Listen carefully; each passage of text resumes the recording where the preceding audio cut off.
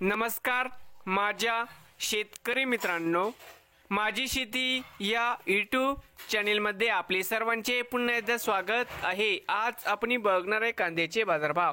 महाराष्ट्र राज्यातील कृषी उत्पन्न बाजार समिती मुंबई येथील आजचे कांदा बाजारभाव म्हणजे दिनांक 21 सप्टेंबर 2024। सर्व शेतकऱ्यांनी हा व्हिडिओ संपूर्णपणे बघा, कुठेही स्किप करता।